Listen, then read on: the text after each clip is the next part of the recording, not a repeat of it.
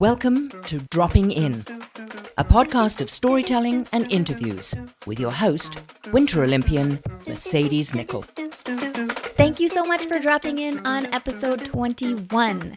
The 2020 winter season is starting off if you are north of the equator. And I want to help you prepare the best that you can. With COVID-19 being here, I know a lot of people will be going outdoors, trying different and maybe new sports. I've reached out to some extreme athletes, photographers, and more to find out what they put in their pack for the day, be it in the mountains or somewhere else. So I'm excited to have you guys join me for this series. Let me introduce episode 21's guest that we'll be dropping in with. He is one of today's most recognizable names in the world of skiing. He not only has a passion for powder, drawing creative lines in the snow, but he literally draws creative lines on canvases and walls and so much more. His ski design is award-winning, and that design continued to evolve into an entire family of skis. Let me tell you, I see these skis everywhere. They're under someone's feet every time I go up the ski hill. His art is not only found on his skis, but also featured on several other signature models, with Dakine, Dragon, Smartwool, Cliff Bar, Evo, TGR, and many more. He's a producer, director, and visionary of the collaboration with the Grateful Dead, Fire on the Mountain. You can watch it now on YouTube. This father, husband, friend, skier, climber, surfer, biker, artist happens to have designed his own backpack. And today we'll find out what is in Chris Benchetler's pack. Chris Benchetler, are you ready to start dropping in? Let's drop in. Okay, so I start the podcast with 10 rapid fire questions, which you have not seen ever. This is a little scary since I know you quite well. I know. I was kind of nice, I think. Okay, number one might be the most difficult. Ski, climb, surf, bike, art. If you could choose one for the rest of your life, which one would it be? Whoa, that is very difficult. Well, I've grown up skiing and I've skied the most, clearly. Love it dearly, but if I was going to do the remainder of my life, I would maybe choose a new one. And surfing is pretty elusive. It's pretty special. So where am I surfing? Wherever is there you want. Questions within the questions? Okay. So if I was in a place with really good waves, I would choose surfing. And I hopefully would still be able to do art while I was a surfer. But if not, I guess I would choose surfing. That's tough, though. I know that's really tough one. I love climbing a lot, too. I know you like all of these things. Yeah. You probably do them daily. I do. Art would make me go crazy because I need to be outside. I love art, but I couldn't do that for the rest of my life without going outdoors. I feel you. And surfing's something you could do. Like, there are a lot of old surfers. Mm-hmm. There's a lot of old climbers too, though. True. Oh, climbing. You guys are wild with your climbing. I haven't gotten into that yet. You just got to come move back here. We'll get I'll move back to Mammoth. Oh, I miss it there. I do. It misses you. Except you guys are getting snow right now. This is not the time to come to Mammoth. Is there no snow there right now? It's pretty slim. It's all man-made, pretty much. Okay, well, ours is pretty slim. I just got here a couple days ago. And it may look like it's dumping, but there's no ski out yet. And the mountain opens tomorrow. Oh, wow. Yeah. I thought I looked like Oregon. Maybe you guys missed it too, but it looked like the Northwest was getting hammered. I mean, and then it rained. Classic. Oh, wonderful. I hadn't been keeping tabs on it in Mexico, though. Yeah. So fair. I'm fine missing opening day. That's fine. Perfect. All right. Number 2, you've traveled the world. What is your favorite place that you've traveled? Favorite place that I've traveled? The place I hope to go back to for the rest of my life is New Zealand. I didn't think you were going to say that. Yep, because they have fantastic surf, Okay. skiing, rock climbing, very nice people, great cafes, very clean, beautiful country. I really like it. New Zealand. That is on point. It's such a beautiful country. And do you know what Yep. I have in my cup right now is I don't know if you've had this in New Zealand before, but you know how they do the honey, lemon, and ginger? Mm-hmm. I can't make it like they do, but I try.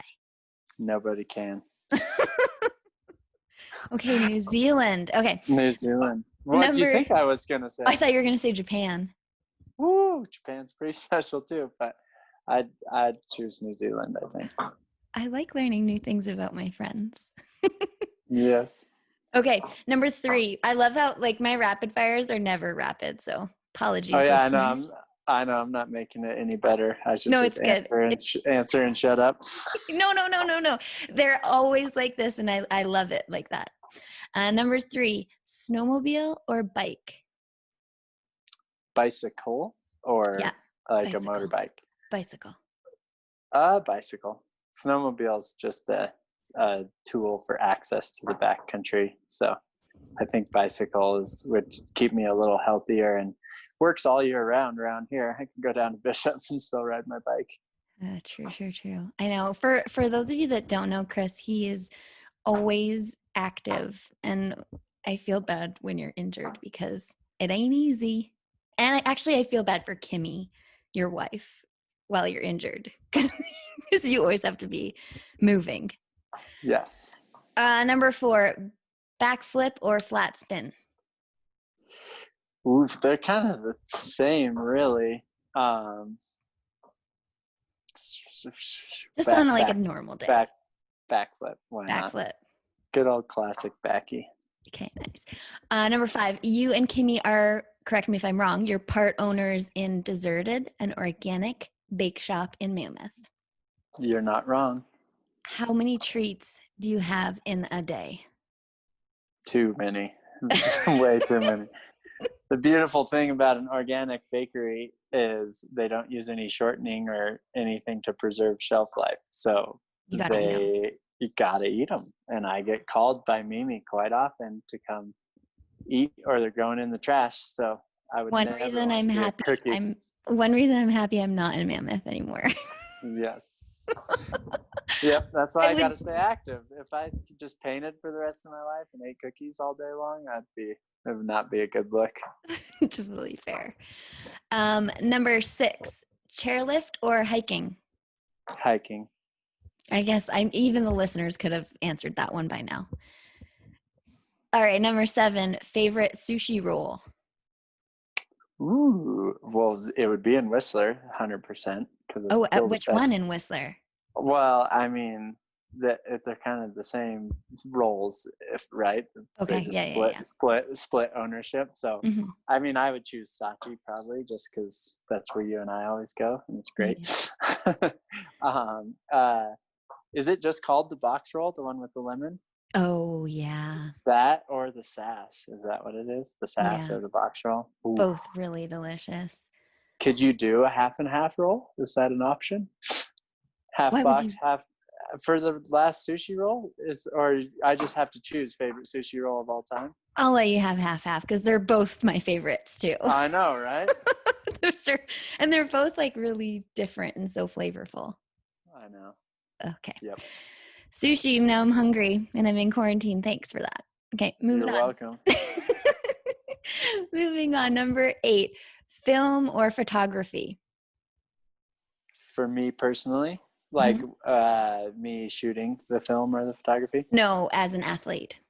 As an athlete, being shot in film or photography? Film. There's less faking it. A lot of times in photography, I love photographers, but they really like the one turns and make you hike up and do it again. And when you film, you get to ride a whole line. So yes. It's kind of good answer. Film it is. Good answer. All right. Now we're going into art for number 9, spray paint or acrylics? Do you use acrylics? What? I do. That's Okay. like what all that stuff is.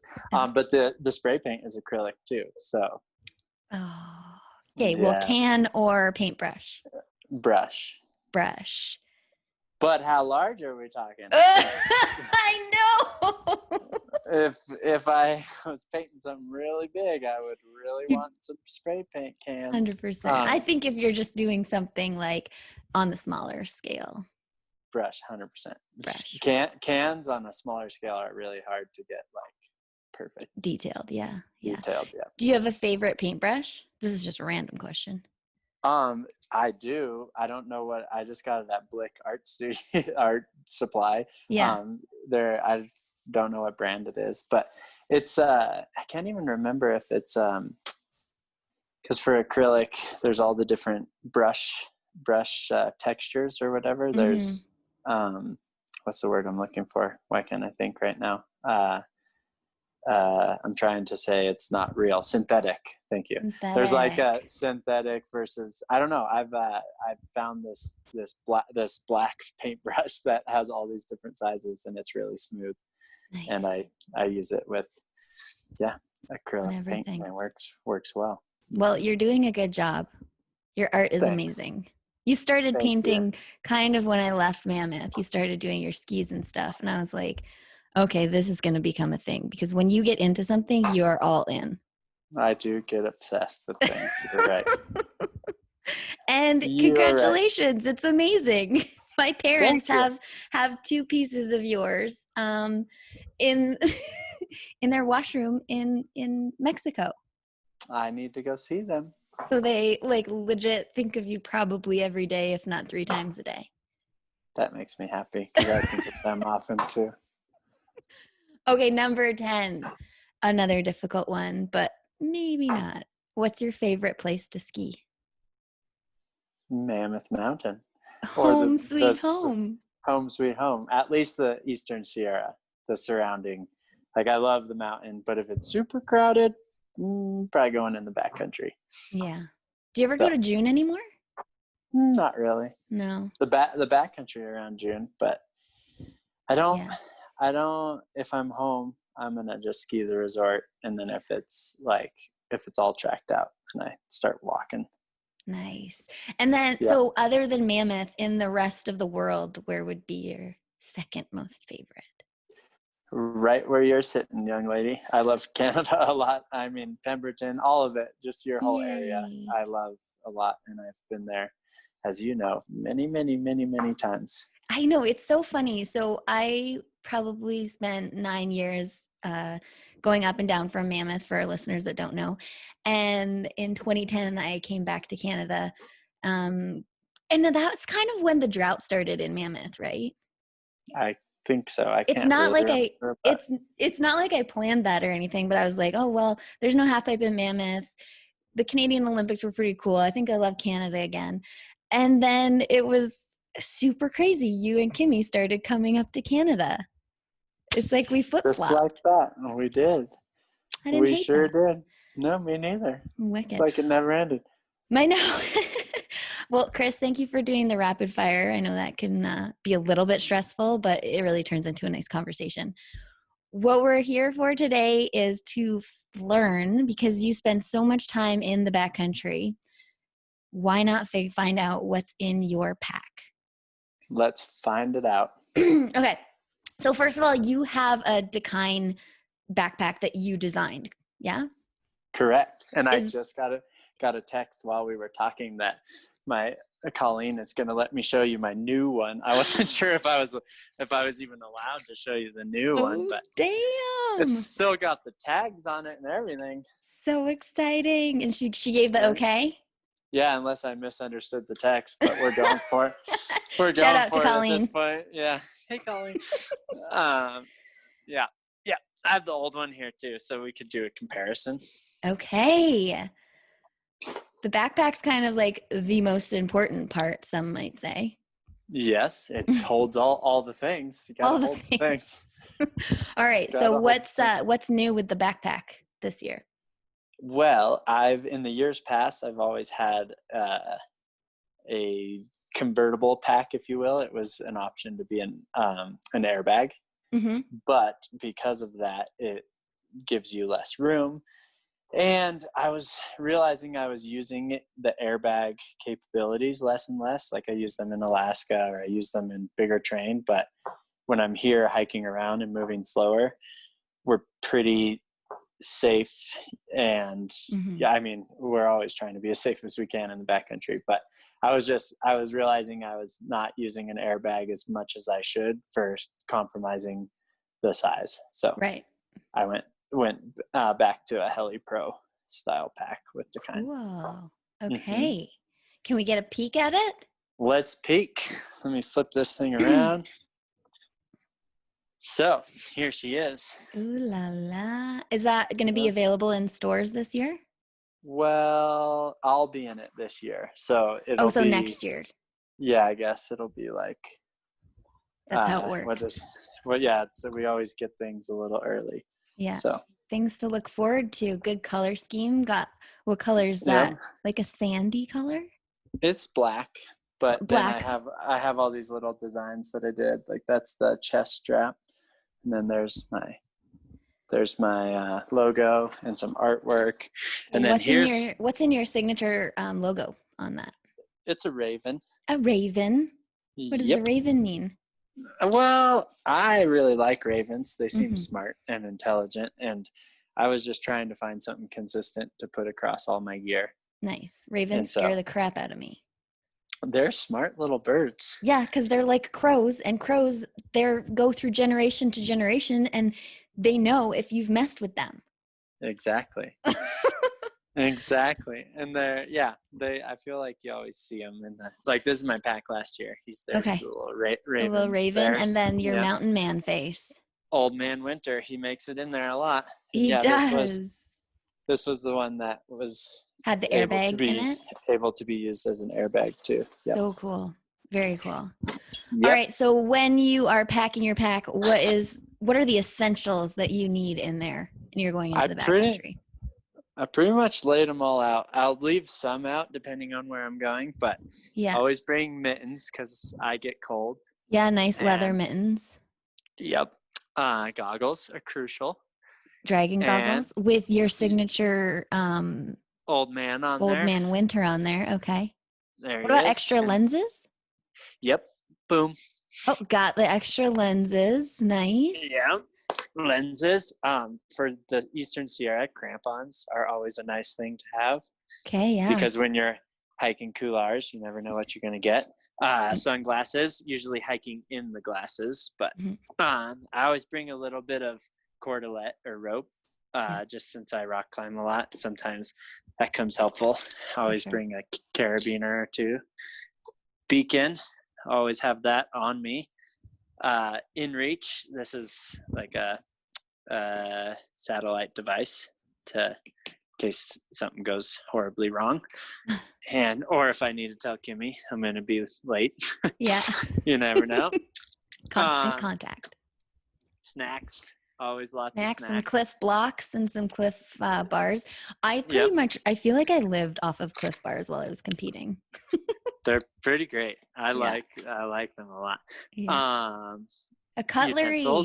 Utensils. I started bringing those because sometimes I'll just bring a sandwich and I don't need those, but a lot of times I'll bring, like a bowl of something left over from the night before. Yeah. This is good in the springtime. A lot of people like Jeremy Jones and stuff aren't afraid to drink the Sierra water, but my brother, who's an environmental engineer, made me scared of drinking water. So it's a UV steri pen. How does that work? You just turn it on and so refill your bottle, and then you can just just swizzle twirl it in your bottle. Swizzle it around. It's 1 minute for 1 liter. For our listeners, it looks like a turkey baster, to be honest. Yeah. You just turkey baste your water for a bit. Yep. I would listen to your brother. I know, right? Yeah. Headlamp. Always find myself getting back later than I thought. Yeah. Knife is always good to have. Yeah. You never know if you need cut something, fix some skins or something. Skins are also nice. Sunscreen. What kind of sunscreen do you use? I use Salt and Stone. Salt and My Stone. old pal, remember Nima? Nah. He started Salt and Stone, so he's kind enough to send me some sunscreen. Yeah, that's good stuff. Yep. Always have a radio unless I'm solo, which I don't recommend going in the backcountry solo, but I'll generally have a radio, especially if we're filming. Shovel. Have a Shovel saw. with a saw? Yep. And the saw is more useful like snowmobiling and stuff, just in case you get stuck in a tree or need to do some light pruning for any reason. I know. I think of the saw and I think of like Dustin and Mikey and all of them having fires in the backcountry. Yeah, sometimes you gotta have a fire. Probe. And then in the Sierra, I will bring an ice axe a lot. Same reason for the crampons. You never know what you're gonna get. Verts are not always in my pack, but they're there depending on what I'm going to do. Sorry, can you say that again? Verts. Yep. Are they like snowshoes? Yeah. A different kind of snowshoe. Yep. They're quite, you'll see Mikey, all those guys only use verts. They're pretty useful. This is like a Japan necessity. These are great in Japan. Okay, if you're just for our listeners, what's the difference between a snowshoe and a vert? The vert does not release in the heel, and you can go although it doesn't look like it, you can go up super steep stuff. You can kick these little toes in. Oh, they have a kickstand. I call that the kickstand. Like a high heel. So they're plastic. They look like a plastic shovel kind of. Yeah, they're kind of cheesy looking, but they work really well. Cool. Yeah, and so it depends on where I'm going, but I bring those sometimes. Skin wax. The Sierra, California gets hot really unexpectedly, and you start clumping. Okay. This is I just threw this on here. This is actually, I don't know if this is weird or not, but that's some ashes of my father. I always bring him skiing with me. I love that. I remember that. It's so good. So cool. Wax for your skis. Mm-hmm. I bring that's rub-on. Yep. I bring extra boot things like another walk mode in case my walk mode breaks, because on ski boots, if you have to ski in walk mode, it's a pain in the butt. And I bring some extra skin stuff like little tips and things just in case. I've had a lot of times where things break. Water. I bring GoPros. That's my little GoPro kit. 2 GoPros in there? Yeah, I tend to lose them often. And extra batteries, maybe? Yep. Some batteries, some little, like I use this mouth mount a lot. Mouth mount? Yep, that's like mine. Instead of a head cam, I just put it in my mouth nowadays. Wild. Do many people do that? Yeah, Travis, everyone kind of does. We learned on some of these GoPro expeditions that it works pretty well. And does that let you breathe at the same, like you can... Yeah, it's just like wearing a mouth guard. Yeah, really. Okay, that's what it sounds like. And I mean, you can lose it if you fall and you don't keep biting, but... Nice. Yep. And then this is just a little medical kit. Like this is a Sam splint. If you need to splint yourself up. I bring lots of heli straps. They're always useful. They really and usually bring a puffy layer because I'm going to get cold at some point. And that's the like main base layer. And then depending, if I'm going to be staying the night or whatever I'm doing, then it grows from there. Wild. Chris, yep. So much gear. How do you fit it all in the backpack? That's tough stuff. That you gotta strategically put some on your body as well. Obviously, the beacons and the snacks and things. And you just keep shoving it in there, and it eventually zips closed. And then you almost fall over backwards. Thank you so much for showing us what you put in your pack. I know this is going to be useful for everyone because obviously it's a year of COVID-19 and a lot of people are going to be going into the backcountry.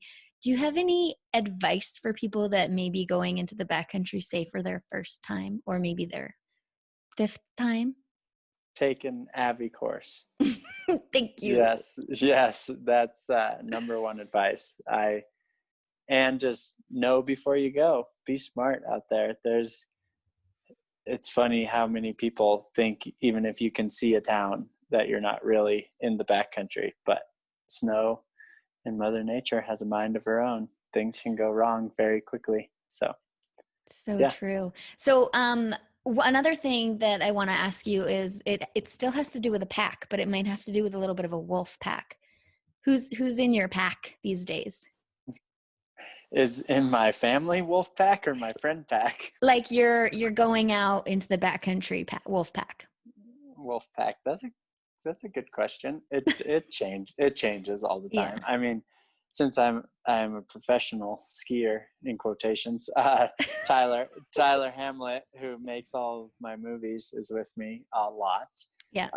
But I have, the local friends that Delaney and Scotty and Lawson and Jeff Fox, all those guys that I ski with when I'm home. Yeah. And Kimmy, but now Kimmy and I, that we have children, or one and another on the way, we kind of have to do some switching off. Yeah. And don't get to ride together as much. And I go out with Christian Pondella a lot. He's a local photographer. He likes Great walking photographer. around. Mm-hmm. I'm gonna have Aaron depends. Hogue on next to tell us what's in a photographer's backpack. They got heavy backpacks. I know. I'm so grateful to be an athlete and not a photographer with all that in the packs. Seriously. Oh, very cool. Well, Chris, thank you so much. I just want to let the listeners know a couple takeaways from our quick chat that we had. You love surfing. Though you are a professional skier, you are always in motion, I find. You would rather hike than take a chairlift. You have a fondness for Canada, and that's not bad. The sushi is good here, and you're always welcome back. You've got a new backpack coming out next year with Dakine. We got a little sneak peek of that. That will have, it's the difference is there's no airbag area for it. But your previous one, if you want an airbag, you can have that in it. I learned a lot about GoPros, that you can have a mouth mount. Didn't know that before. And I love that you carry the ashes of your father with you when you go in the backcountry. So cool. Really thoughtful. And I just am excited to see my new, what I would think would be niece or nephew, because I'm a little bit of an auntie. Yep. Sorry, didn't get to see your other nephew here running amok. He would probably be running naked through the screen. So awesome, Chris. Well, also that everyone can check out your video, Fire on the Mountain, on YouTube, right? That's streaming there? Yep. So cool. Check that out. Things that have never been done before in film, teamed up with the Grateful Dead. So I highly recommend, if you are jonesing to get up on the mountain, to watch that. Chris, thank you so much for dropping in with me. I appreciate you. Thank you. I appreciate you. It was great to see you again. You too. Awesome. Thanks so much for dropping in. You can find all the dropping in episodes on the Dean Blundell Network or on your preferred podcast network, where you can subscribe and not miss an episode.